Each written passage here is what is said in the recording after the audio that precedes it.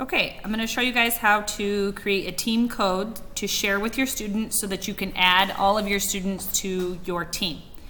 Once you are in Teams and you've created the team that you want to add your students to, you're going to click the three dots, more options, next to the team where you want to add the students and get the code.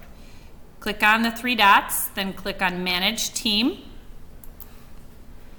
From there, you're going to click Settings.